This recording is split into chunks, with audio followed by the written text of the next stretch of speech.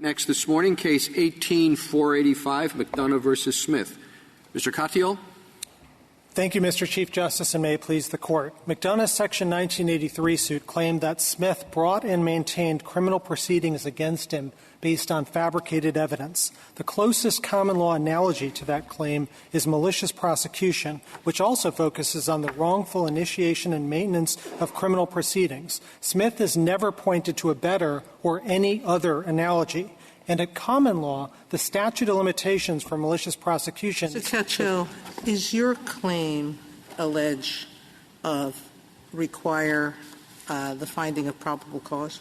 No. Or the absence of it? It doesn't. There's two different constitutional violations, Justice Sotomayor. We have identified both in our complaint and in the courts below as well as here.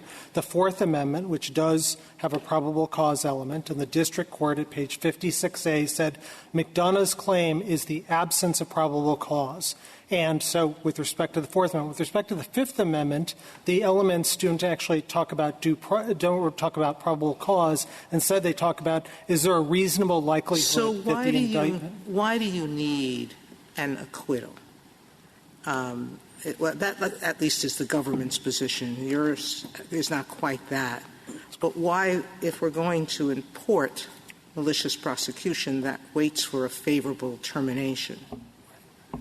Is it necessary for your argument that we adopt something, if it's the closest analogy, that we... It's not at all necessary, Justice Sotomayor. It is sufficient, and we would certainly win under that. That's our second theory. But our first theory, you're absolutely right, and it's a much more straightforward way of deciding this case, and it tracks Justice Kagan's opinion for the court in Manuel. Decide narrowly and decide simply that the favorable term, that the common law analogy here is malicious prosecution, and you borrow the limitations rule of malicious prosecution. Well, Mr. KATYAL, this case has my head spinning because you were asked to determine when a claim accrues. But I don't know what provision of the Constitution this is based on, and therefore I don't know what the elements of this claim are. And depending on the elements, that they may point to different accrual rules, and certainly they might point to different common law analogies. So can you clarify this? I mean, you say it's based on the Fourth Amendment, the due process. I don't know whether it's procedural or substantive or both. It's based on the Sixth Amendment. So what's it based on? So Justice Alito, we agree with the Solicitor General that in this case you don't need to specify because the Fourth and 14th Amendment due process clause swim to exactly the same result. That is, you can have a common law analogy like malicious prosecution that covers both Fourth Amendment and 14th Amendment purposes. Well, why do they – I'm not sure they swim to the same result. I'm pretty sure they don't swim at all. The Fourth Amendment usually is satisfied if there's probable cause. So that would seem to suggest that probable cause, the absence of probable cause, is an element of your Fourth Amendment claim. Procedural due process requires a deprivation, so that seems to require an element of causation.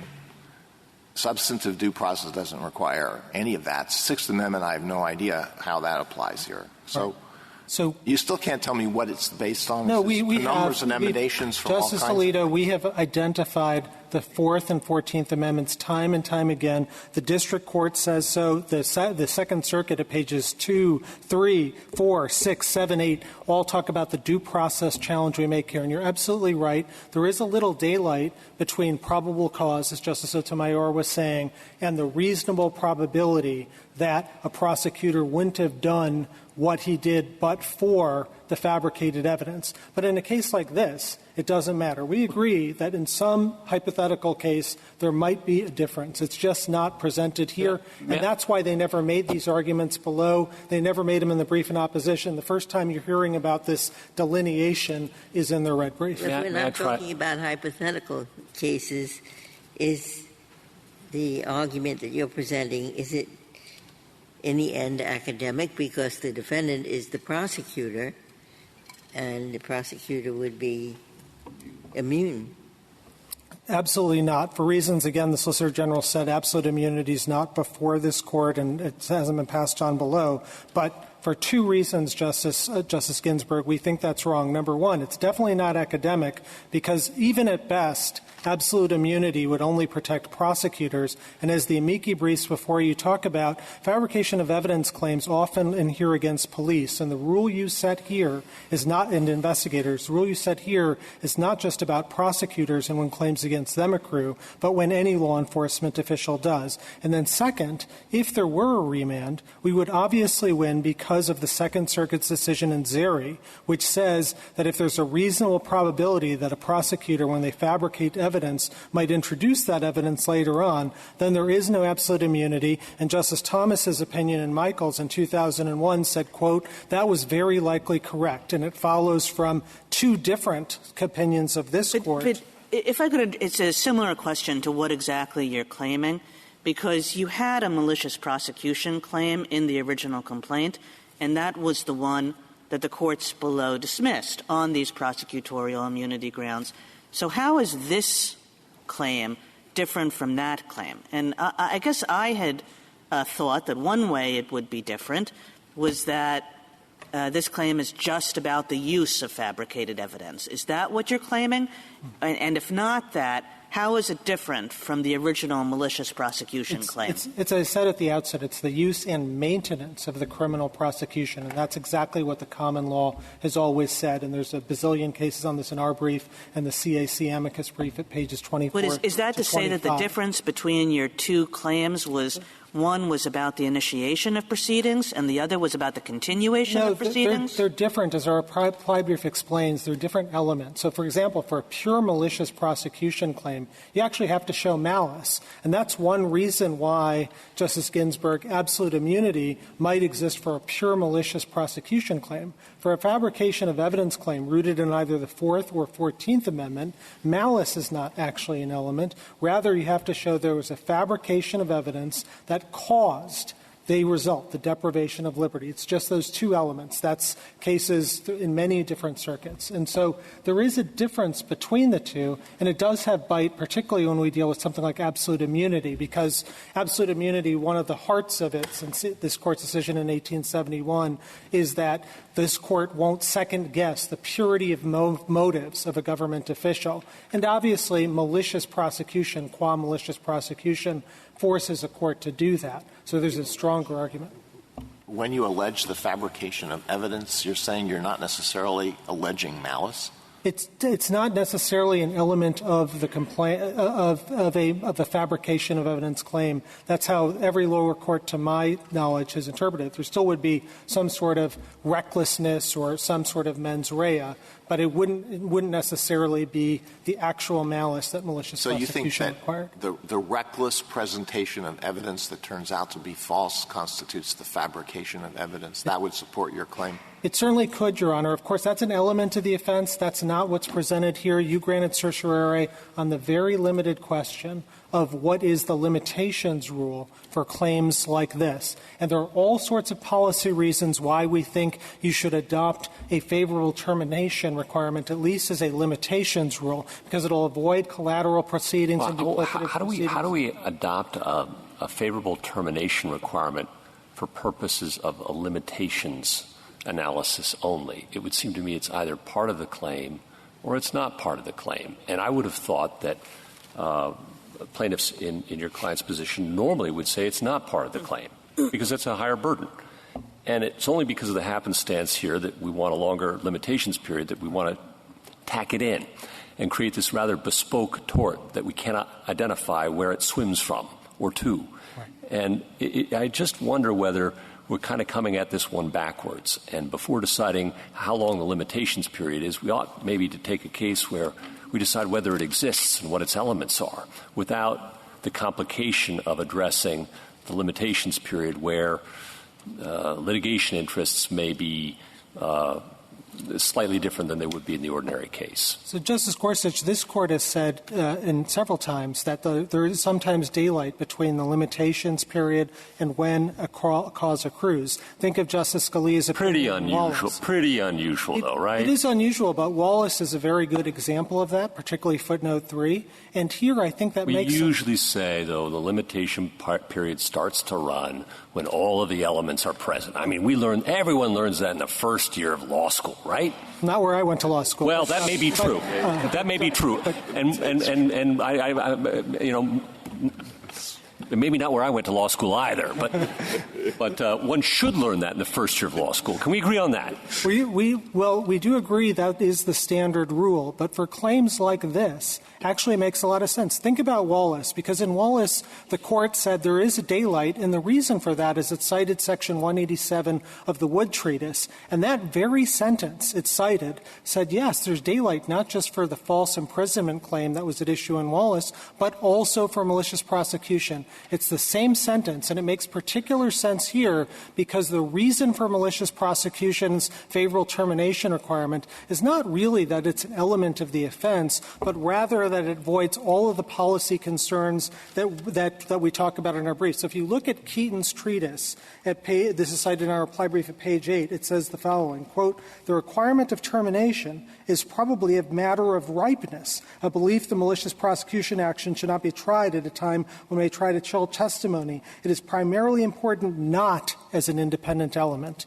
And so when you're dealing with this unique thing, I think this is the right rule. It allows the court to do, I think, a very narrow, straightforward thing, which is to just say, look, the whole point of the favorable termination requirement is to avoid collateral duplicative litigation, to make sure that we're not chilling defendants who now have to walk out of their federal criminal trial while it's ongoing and file a lawsuit and possibly risk their Fifth Amendment incrimination rights and resources and distraction and all of that. I mean, what about just staying the civil proceeding until the criminal prosecution is over? So it's possible, I think, sometimes to stay, but as the government points out, stays are discretionary at the district court, and there have been example after example in which which the civil litigation has not been stayed. And I think it's important to note that the only policy argument they've been able to come up with, Justice Ginsburg, for that stay idea is the idea of faded memories or something like that. But here you've got the government of the United States representing most prosecutors, the lion's share of prosecutors, saying, no, we're not as concerned about that, and those problems of faded memories occur just as much under their rule because they adopt a discovery rule, so it can be years later, and also this court's decision in Heck alone will delay many of these claims for anyone who has been convicted. So weighed against whatever you have on faded memory, you've got duplicative litigation, the fact that people in the real world won't file these lawsuits if they're facing criminal trials, which is what their rule requires, and that'll lead to less deterrence and undermine the compensatory rationales of Section 1983. What torts would you bring, tort suits would you bring under state law on these facts? Under state law, we'd bring something like the tort of malicious prosecution. Yeah. There is no separate tort. I don't know that there's a fabrication of evidence tort. There may be some criminal remedies or something like that. But one of the points of Section 1983, a historic point, has been to provide a federal remedy, a federal cause of action in cases like this. So there's also, we've been really talking about two different theories led by Justice Sotomayor's question. One, decide only the limitations rule. Second, as Justice Gorsuch said, adopted as an element of the offense. There's also a third theory, the continuing violation theory. We have to win just any one of these. He's got to defeat them all. As Justice Ginsburg said. Before you go to that, Mr. KATYAL, and maybe I'm just being dense here, but I'm still trying to figure out. You said it's for a state tort, it would be malicious prosecution. That was true of the other count in your complaint as well, the one that was dismissed. This fabrication of evidence claim seems to be, just a subset of that. There are lots of ways you can bring a malicious prosecution. One is by fabricating evidence. One is by doing something else. How is it a different claim? Well, because I think it's for 1983 purposes, when this court does the analysis that you prescribed in Manuel, going back to Kerry versus Pifus, you use that as the starting point. You look to the analog, and you can have two different claims, malicious prosecution, a pure one, or fabrication of evidence, that both look back to that common law antecedent, but as applied. Right. I guess I'm struggling with how it's a different constitutional claim. I understand how there might be two different constitutional claims that would look to the same common law precedent. But how is this a different constitutional claim? Well, there are two different claims here, the Fourth Amendment and the 14th Amendment, as I was saying to Justice Alito. Here, I don't think it matters, but I could imagine. No, but I'm talking about you had a count that was dismissed. How is this different from the one that was dismissed? It's different because, as I said earlier, the elements for a fabrication claim, at least for 1983 purposes, are different because they involve they don't involve malice and things like that. So it's just that's the way. But what are the things like that? Because the malice, I don't know. I mean, really? So malicious prosecution requires four things: the initiation or continuation of a criminal proceeding against the plaintiff, termination in the plaintiff's favor, lack of probable cause, and actual malice. And probable cause and malice don't apply to all fabrication of evidence claims. That's the way lower courts have interpreted it. May I reserve? Fabricating evidence, deliberately fabricating evidence, isn't malice? It often is. It's just our only point is it's not always. That's all, Justice Ginsburg. Thank you, counsel. Mr. Wall? Mr. Chief Justice, and may it please the Court, the parties' presentations may make this case seem more difficult than it is. If Petitioner were seeking damages for a conviction based on fabricated evidence, it is clear under Heck malicious prosecution would be the most analogous common law tort, and favorable termination would be an element of the 1983 claim. That's Heck itself. The same is a fortiori true when Petitioner seeks damages for an indictment based on fabricated evidence. That's not simply akin to malicious prosecution. That's the essence of malicious prosecution at common law, being wrongfully subjected to the criminal process in the first place. Favorable termination is therefore an element of the 1983 claim. The limitations period began to run only upon Petitioner's acquittal. That is, in the government's view, the straightforward and correct way to resolve the case. So it's always an element now. Before it was sometimes an element, but now it's always an element. Oh, Petitioner's I understand Petitioner's first theory to be that it's sometimes an element or you can borrow. In and out. To be clear, that has never been the United States' theory. We disagree with Petitioner's on his first and third theories. Why wouldn't we be better off, before trying to figure out what the limitations period is, actually take a case and figure out whether this tort exists and what its elements actually are? Because even you and the Petitioner cannot agree on the elements of this claim. Well, I guess, Justice And we Gorsuch, don't know where it swims from. I don't want to speak for Petitioner. I can tell you what the United States' view is, which is that Petitioner had two claims. He could have brought a Fourth Amendment constitutional claim for a seizure without probable cause. Doesn't have to do with malicious prosecution. That's your concurrence in Cordova. That claim's not before you. He's got a common law malicious prosecution claim under New York law if he wants to bring that. His second constitutional claim is a procedural due process claim. It's akin to Agers or Brady or Giglio. It's no different than if there were perjured testimony. That's not only a Fourth Amendment claim. That's a 14th Amendment claim. That short of a seizure, I've otherwise been deprived of liberty. But that's a great argument for a case in which the matter's actually before us, and your compatriot doesn't agree with you that it's just a procedural Justice due process Gorsuch, claim. if there were a circuit split on that or some reasonable disagreement, but the Court has held that there is a procedural due process claim with respect to fabricating evidence to obtain a conviction. The only question then is, well, what if they deprive your liberty in other ways short of a conviction? The courts of appeals have said that's also a 14th Amendment claim. We agree with that, and since the courts of appeals have been uniform on that, and there's just this timeliness question, I don't know that the Court needs to get into that merits question, but I'm happy to talk about it. I mean, we think the elements are you've got fabricated evidence, it's material to a deprivation of liberty, no different than if it were a Brady claim or a Giglio claim or an Agers-Mooney claim. I mean, all of them. Do you think that the element also includes favorable termination, and your compatriot doesn't? And we haven't had much consideration of that issue. And for one, I'm not sure I see why it would be an element. I mean, just to put it out there, pretty bad to use fabricated evidence whether you win or you lose, it seems to me. No? So, Justice Gorsuch, two things. Yes, there is disagreement with us on with Petitioner on whether you incorporate the element. But if you look at Justice Scalia's opinion in Heck, what he was saying was when you're attacking the state judicial process and that doesn't end favorably to you, your remedy for that is habeas. You've got to go get that result set aside before you can bring the damages claim. You're attacking collaterally the conviction, but maybe sometimes you're not.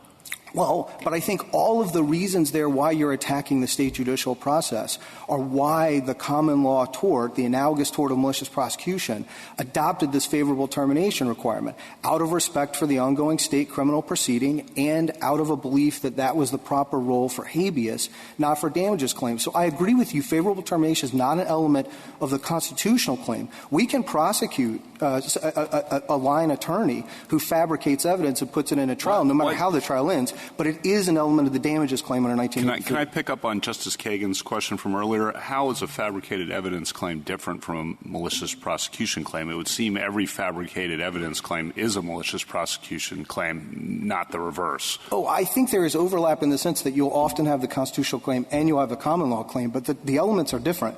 So, as the Court's been exploring, a common law... You think there's a fabricated evidence claim that would not fall within the usual elements of malicious prosecution? Well, in malicious prosecution, you had to show a lack of probable cause. That was the question, whether the prosecutor was proceeding against you without valid legal basis. Under Brady and Giglio and Eggers, it doesn't matter if the government could have proceeded against you on the basis of the evidence before it. Kyle says Brady's not a sufficiency of the evidence test. If you don't turn over exculpatory evidence or you introduce perjured testimony, it doesn't matter that a jury could have found you guilty. The question under those cases is materiality. But don't you have to show causation if it's a procedural due process claim? You have to show materiality, Justice Alito. You've got to show under Kyle's a reasonable probability that it affected the outcome. Yeah, and what's the difference between that and probable cause? I think what Kyle suggests is it's not just a question of whether there was probable cause, that a juror could have found a grand juror to hold you over for trial or a petit juror to convict you on the basis of the evidence. It's could it have had an effect on the proceeding. So imagine a case where the evidence of guilt is not overwhelming and a reasonable grand juror or petit juror could have gone either way. A court could easily say, oh, look, there was probable cause to send the person to trial. But you've still, and the court's held it in Kyle's and later cases, you've still got the procedural due process claim if there is a reasonable probability it affected the outcome. Do you think that there's a possible claim which is just there was an introduction of fabricated evidence that was so awful it's itself a violation of the Constitution? Kind of shocks the conscience? We don't think for two reasons, Justice Kagan. One, the court said it's very reluctant to expand substantive due process because it doesn't have reliable guideposts in the area. And two, as early as Mooney in 1934, looking at a claim of false evidence at trial, the court said it's procedural due process. And I do think that's the right way to think about it. A prosecutor does something shocking. If there were such a claim, that would not have as an element favorable termination, correct? No, I think we would, even if you said, look, this sounds in substantive due process rather than procedural due process, I think we'd still say, look, that's about something the prosecutor did to you. The common law analogy is malicious prosecution. And despite all your claims that the prosecutor harmed you, if that ended in a conviction, you still got to go to habeas to try to get that set aside before you can start bringing damages claims against the state officials who were involved in the prosecution. But I do think the right way to think about this is procedural due process. What the prosecutor does is shocking. We should, and would prosecute that person. But if you, the criminal defendant, haven't suffered a deprivation of liberty as a result. And what is the deprivation of liberty for a person who is not in detention and is going to and has been acquitted? I think here the obvious one that the respondent conceded below, so I don't think it's before the court, is the travel restrictions, the surrendering of the passport and all the rest. Petitioner also points to the having to show up for trial. I'd caution the court away from relying on that in light of the concession because there is a circuit split on that about whether if you're just required to show up to a hearing, that's a deprivation of liberty for 14th or 5th Amendment purposes. So we'd point to this travel restrictions, and I think respondent conceded it below, so you don't need to get into it. Again, the merits of the claim aren't before the court. I don't think there's a split on this in the lower courts, but you could take it up on another case. As we understand it, the question here is just, assuming it's procedural due process, how does the limitations period run? I worry about importing the favorable termination rule for malicious prosecution because it has a lot of history behind it, including what counts as a favorable termination. If there is proof that evidence has been fabricated, that it was material in the sense that it made a difference in the proceedings, why should I, as we do in malicious prosecution that has a totally different set of policy principles underlying it, why should we import all that history into this false fabrication claim or tort? So two things, Justice. I understand importing the statute of limitations on a Heck-Prizer principle. I'm talking about why is it necessary to import the same concepts of favorable termination? So I think that's my problem, Justice Sotomayor, is because when you're looking to the common law, and Heck is clear about this, if you look at pages 484 and 489-90 of Justice Scalia's opinion, you're not just kind of borrowing in some loose sense what the common law did. You are looking at the way it did it and asking yourself, should we adopt that? And the common law treated this as an element. So Justice Scalia in Heck said, and the claims there were Brady claims and unfavorable tainted lineup claims. And he said, look, the tort of malicious prosecution of common law had as an element favorable termination in order to prevent ongoing attacks on the state criminal process. We're adopting that element, and so we're saying that the 1983 claim doesn't accrue. And we understand that to be the right way to do this. And then the only question is, we know if the fabricated evidence had been used at trial and there had been a conviction, we know favorable termination would be an element. That is Heck. You could not, and no one disputes that, I think. And then the only question is, well, if you're trying to challenge the front end of the criminal process rather than the back end, should you have a different rule? And we would say, no, it's still malicious prosecution is the most analogous tort. And we know from Heck the way you do that. Because you just said to me that the use of fabricated evidence, whether someone's convicted or not, is standing alone wrong.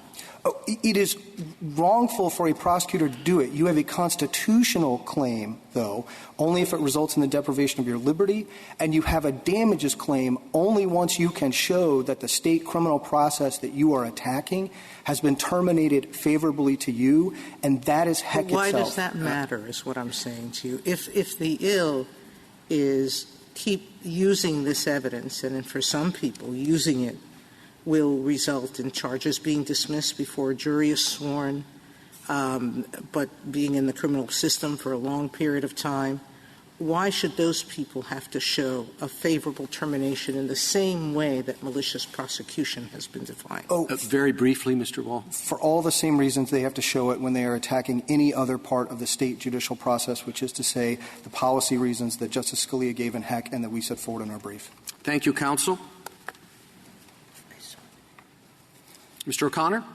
Mr. Chief Justice, and may it please the Court, let me tell you, my head has been spinning from this case for a lot longer than yours. What we've heard in parts of these arguments are rather incomprehensible statements. First, we have a pure malicious prosecution as opposed to, I assume, an impure malicious prosecution. It's what common law crime was most analogous. It's not a malicious prosecution claim, but if we're looking at the question is how would you type it? What is the closest common law claim? There is none. There is no claim at common law when a prosecutor deliberately falsifies evidence in order to convict an innocent person? I'm not sure there is one, and I think that this type of conduct is so stunning and so in contradiction of our basic fundamental policies that it stands alone as a constitutional violation. Now, there are, of course, those criminal cases where after a conviction as a result of perjured testimony, that, of course, is a preeminent due process violation. However, in those cases, and I hark back to Justice Alito's exchange, the word materiality used in those cases is not used in the evidentiary sense. It is used in the proximate cause sense, and that is an element of the analysis in those cases. Well, you say that if there's a due process claim, it's substantive, and I find that very hard to fathom because isn't it fundamental fairness, a fundamentally fair trial is what you're entitled to as a matter of procedural due process. And how can your trial be fundamentally fair if the prosecutor has just made up evidence to convict you? Well, I understand your point. I follow the route of shocking the conscience when it comes to categorizing this type of a claim. But I think reasonable people can disagree on where it actually falls. It certainly falls under the due process umbrella.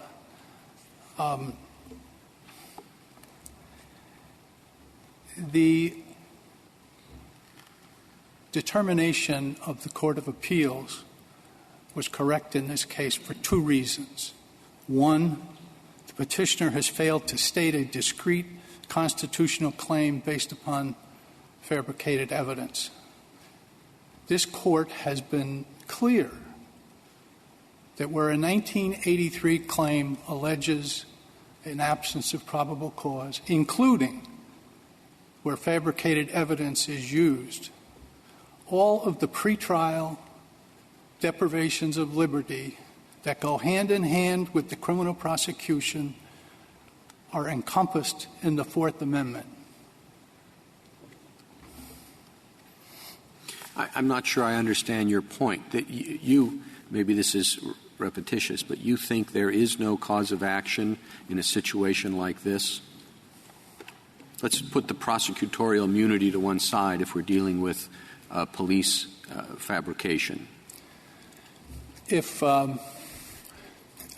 what we have heard and what we have read in the briefs is the mischief that is caused where the parties do not identify, pinpoint the constitutional right involved, even after decades of urging. Do you think there is one? If you were representing the other side, what would you say is the claim? Is there a claim in a case of this sort? There may be a claim under what I perceive to be the substantive due process clause. Well, let's go back to my question.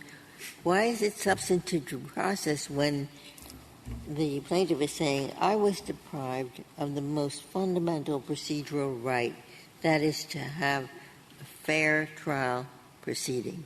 Why isn't that evidently procedural due process? Well, of course, you're right. The trial wasn't fair because this allegedly atrocious perjury was committed. But in terms of procedural due process, I think the procedures have not been challenged. It is the dramatic allegation that there was perjury throughout. But it was that what made it a corrupt process. Okay. I'm not going to dispute that with you, Judge Ginsburg. What remains of your argument if that's true? Pardon me, Judge? If it's a procedural due process violation, what remains of your argument?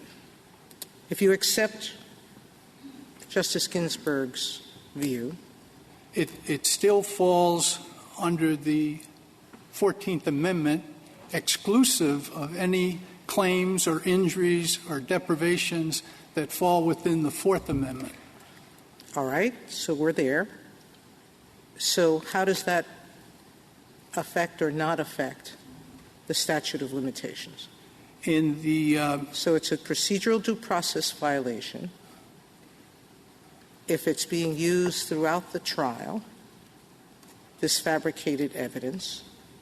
Why doesn't it each use and until there's an acquittal constitute either a continuing violation or a finishing of the accrual time? First of all, my view is that it is not a procedural due process. I accepted that, but you said that Justice Ginsburg's view you weren't going to argue with. In that scenario, each use would be a violation of the due process clause, and since it's a isolated, distinctive use, it would accrue when it was used and when the defendant had knowledge of it. Mr. O'Connor, is what you're saying, and tell me if I'm wrong about what you're saying, because I might very well be wrong about what you're saying, but I'll just hazard this theory of it, which is when the claim has as one of its components that there's a deprivation of liberty, then it makes some sense to have a favorable termination date as as an element of that claim. But you're suggesting, as I hear you, you're suggesting that there's a claim that doesn't have anything to do with the deprivation of liberty. It arises even without and irrespective of any deprivation of liberty, just because of the fabrication itself.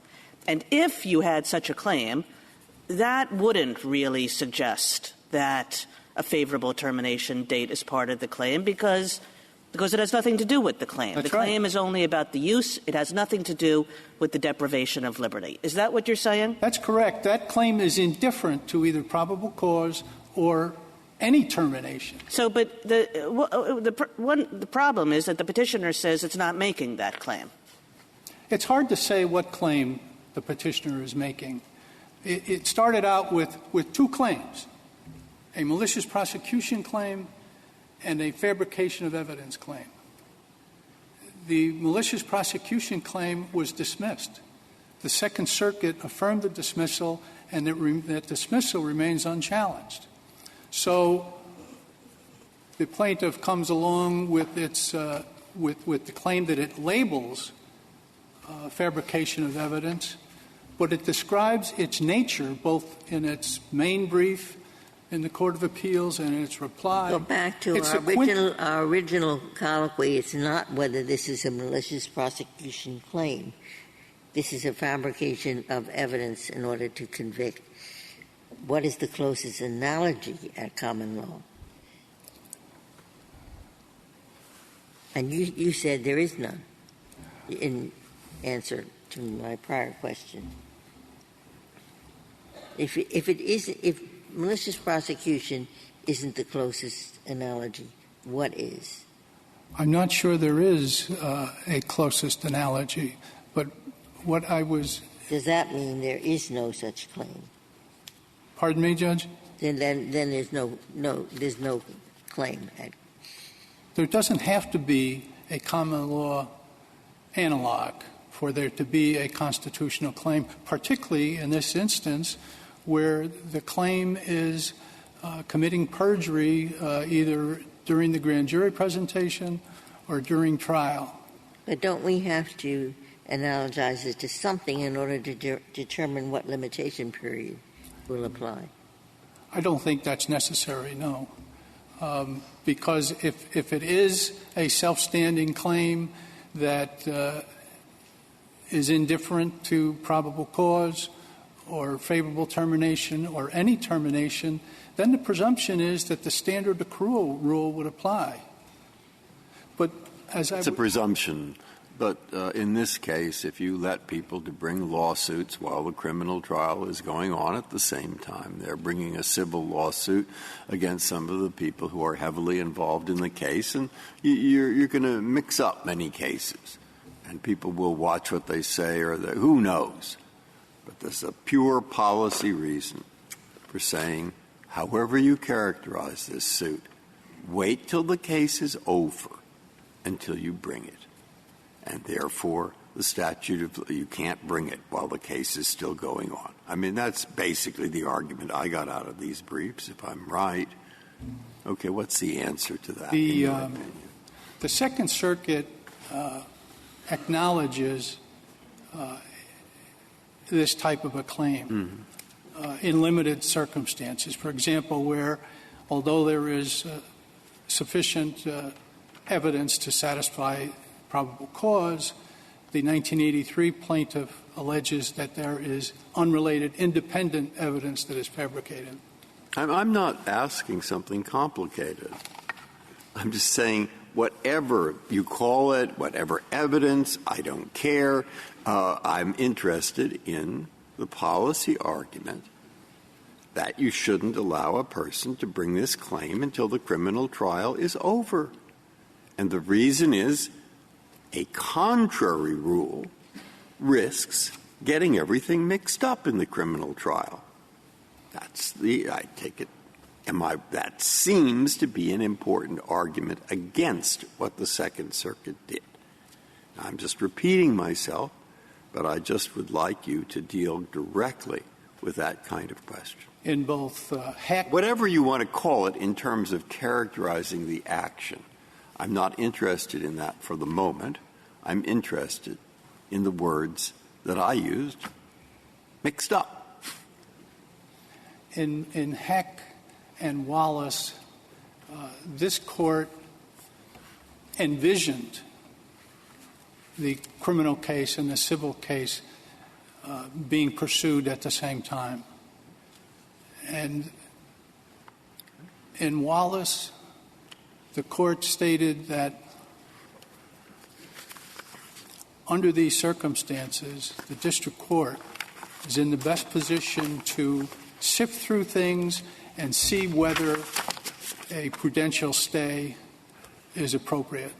Well, but, I mean, it's still problematic. Even with a stay, you have a complaint. I mean, I think it is a serious concern while the criminal prosecution is going on to say, well, let's file a lawsuit against, the assistant district attorney. And, that might see if that makes him a little less inclined, to enter into a plea agreement or other situations. It does complicate all that's going on in what for a criminal defendant falsely accused, as it turns out, is already in a pretty dire place. And I can certainly see that suing the people who are trying to prosecute you may not be the best strategy.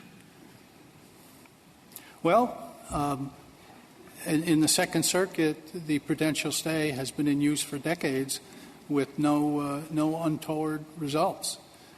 Well, how do you know that? I mean, by a prudential stay, you mean that presumably you have to file a complaint before you can get a stay, right? Yes. Well, then that seems to present most of the problems that are at issue. Sure, you have a stay so you're not taking the depositions of people who are also testifying in the criminal case, but you do have to spell out your allegations, and that can certainly be very prejudicial. Well, I think there are requiring the case or using the traditional accrual rule provides a prompt appraisal of what possible misconduct may be going on. It enables the municipal employers and officials to review it, to investigate, and to preserve records. And it is also fair to the plaintiff to be able to pursue these claims, some of which have nothing to do with the outcome. And therein lies the valuable role of the district court. So I think that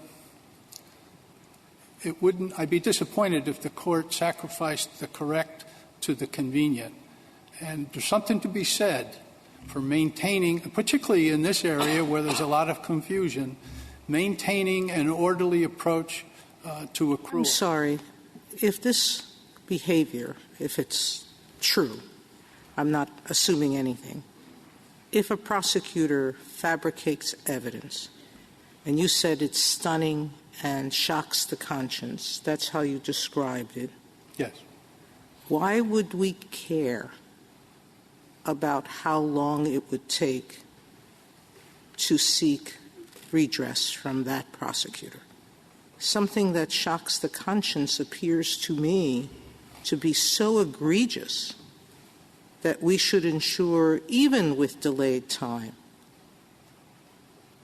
that the victim of that conduct would not be deprived of a day in court because of a hastily imposed statute of limitations. Well, first of all, that would be just an allegation, which is why a prompt investigation would be needed.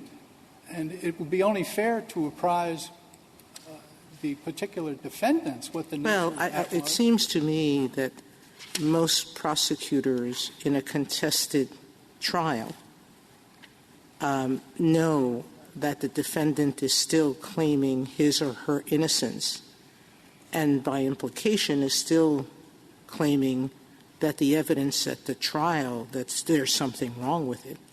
So it's not as if speed is in the essence in notifying the prosecutor that there's a potential claim there. Well, in this case, after the defendant was acquitted, in this case, he had 2 years and 3 months to file this action in a timely manner, embracing both of the claims. So the idea that because you're using the traditional accrual rule that you're putting the defendants back against the wall, as a practical matter, is not true. Well, it may not be true in this case, but depends in other cases when the accrual would occur. I don't think we can establish a rule based on the fact that the individual in this case had 2 years and 3 months when other individuals may not have anywhere near that time. Granted, but Mr. Chief Justice, in any statute of limitations case or issue, you're going to have examples that appear to be unfair. So on the other side of that question, if a defendant feels that there is improper conduct, that there is perjury, that there is manufactured evidence, he chooses his remedies, and he is really bound by what the law provides for Well, we're trying to figure that out. In a situation like this, it may take a little bit of time to get the pieces of your shattered life because of fabricated evidence pulled together before you can suddenly decide, okay, now we're going to sue the people who did this to me. Well, I understand. You do say something in your brief, I think, that was puzzling. You say that an acquittal at trial means that the use of false testimony at that trial didn't deprive him of liberty. You say he's been acquitted, so he's at liberty. But what about his liberty from the time he was indicted through to the end of that trial? Wasn't he deprived of liberty in that interval? Yes, but again, I think that falls, for the most part, within his Fourth Amendment claim, which was dismissed.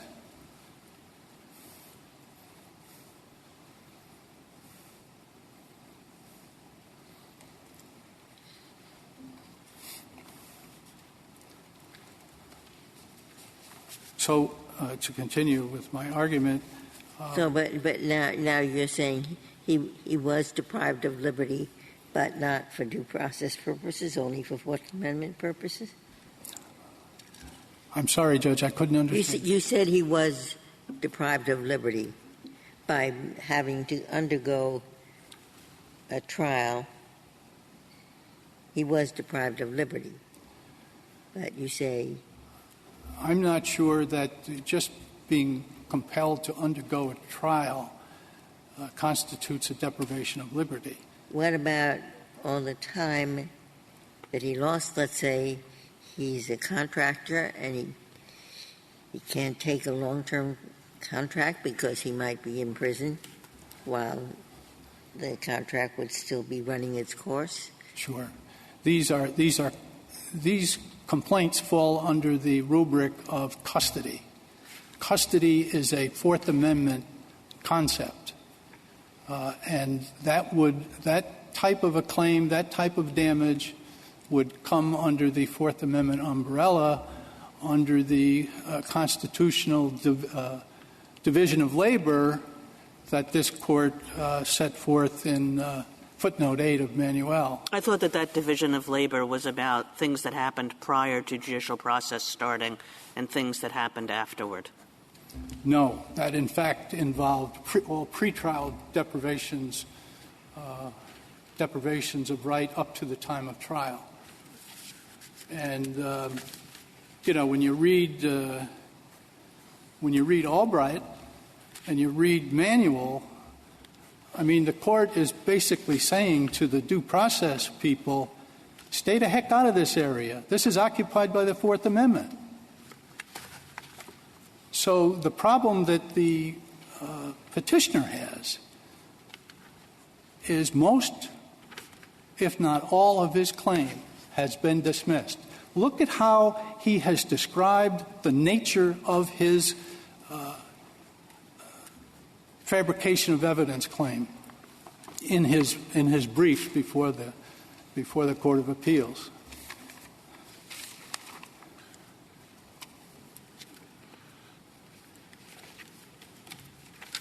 At his brief, page 4, it is a quintessential malicious prosecution claim.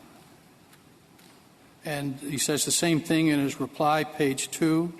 And then subsequently he says it's based on the initiation of a criminal proceeding based upon fabricated evidence. Your rule could encourage, correct me if I'm wrong, could encourage the filing of 1983 suits while the criminal process is ongoing.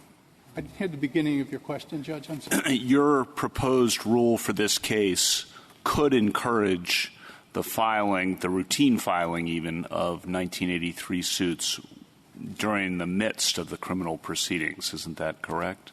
That is correct. I don't discount that, yes.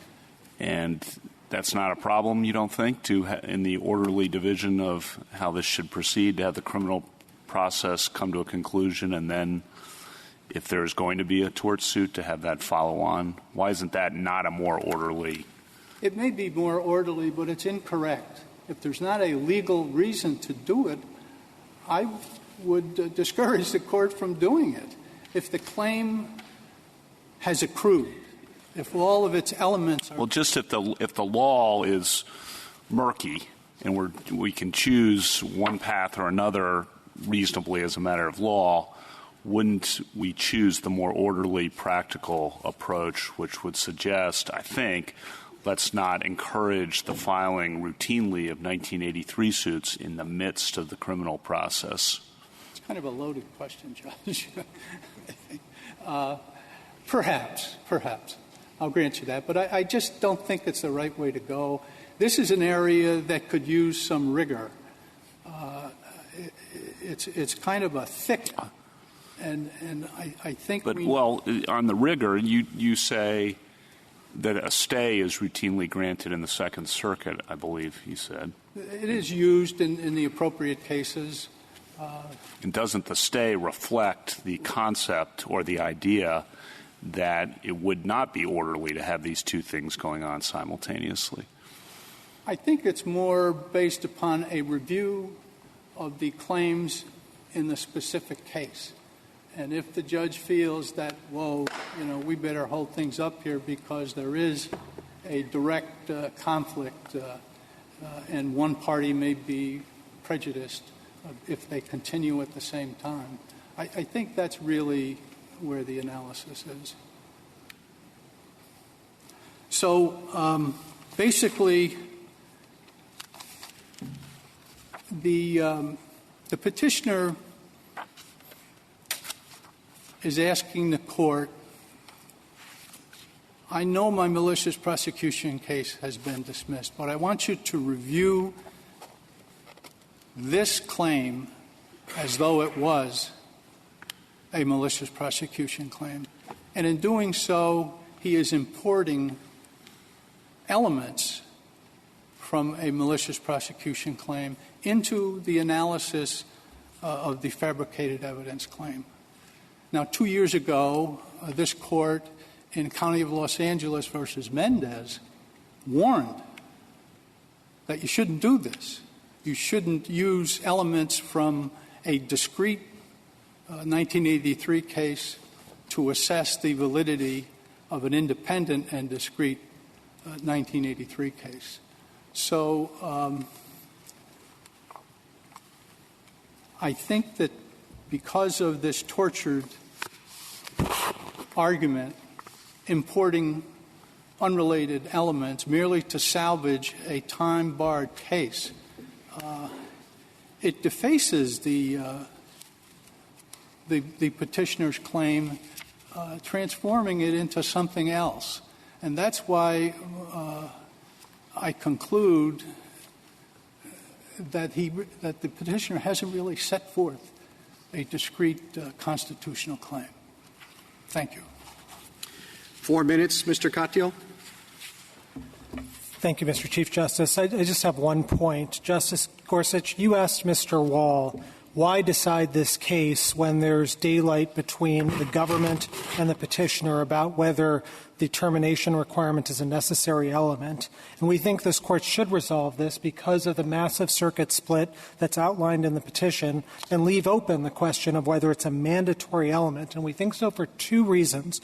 One are the policy concerns that the Chief Justice pointed to, Justice Sotomayor, Justice Breyer, and Justice Kavanaugh, about not wanting to force people to file during their criminal trial. And this is really important. As the amici say, there's a rampant problem of fabrication of evidence, and as Justice Ginsburg says, that's the kind of quintessential due process violation this Court has recognized since Mooney. And the second point, most notably, contrary, Justice Gorsuch, to the premise of your question, it's quite remarkable to actually have the federal government agreeing with this former criminal defendant on this issue and saying the policy concerns, as Justice Kavanaugh says, the orderly and practical policy concerns are ones that say that a favorable termination rule, at least in a minimum, should be imported as a limitations rule. That would safeguard the policy concerns, all the different policy concerns that the favorable termination requirement has had at common law, and you then leave for another day the further question, is it an absolutely mandatory element on the merits? We think that's the simplest way to resolve this case. There are other theories like continuing violation and the like, and I'm happy to answer any questions on that otherwise. Is what you're arguing for really a form of equitable tolling? Well, I think equitable tolling is different for reasons. It's a different strand, as this Court recognized in that 1985 case, Wilson versus Garcia. But I guess we wouldn't have an objection if the Court wanted to fashion an equitable tolling rule. We don't think you have to here. We think instead you can do what Judge Boggs did in the Sixth Circuit, what Judge Motz did in the Fourth Circuit, and what the Ninth Circuit did as well, and say this first theory that favorable termination is a limitations rule. Just import that. It tracks Justice Scalia's opinion in Wallace, and leave it at that. Just to clarify for my own thinking, what are the elements of your claim? The elements of the claim are the four that I read to you earlier. So it's initiation or continuation of a criminal proceeding, termination of the proceeding, lack of probable cause. Oh, excuse me. That's the malicious prosecution for fabrication of evidence. It's fabrication of evidence caused a deprivation of liberty. It tracks very much what Mr. Wall had said in his presentation to you, and we agree very much that there is a difference between probable cause and the Fifth Amendment standard. So in every case in which someone is prosecuted, will there not be the deprivation of liberty under your understanding? Well, there could be some deprivations of liberty, but often not. They could not. They may not have the travel restrictions we point to here. So here, that's if they're just released on their own recognizance, then there would be no deprivation of liberty. But if there are any other restrictions, every other case where there are any restrictions imposed, there would be the deprivation of liberty. Well, I think there might or might not. As this case comes to the Court, Petition Appendix 10A says they conceded a deprivation of liberty. No, I'm just trying to understand the elements. So really, the only important element is the fabrication of evidence. And causation, which turns out to be crucial in a lot of these cases. Causation of what? So you have to show that the fabrication itself caused a deprivation of liberty. So if, for example, there's a massive amount of other evidence or something like that, then it doesn't cause the deprivation of liberty. Is there no further questions? Thank you, counsel. The case is submitted.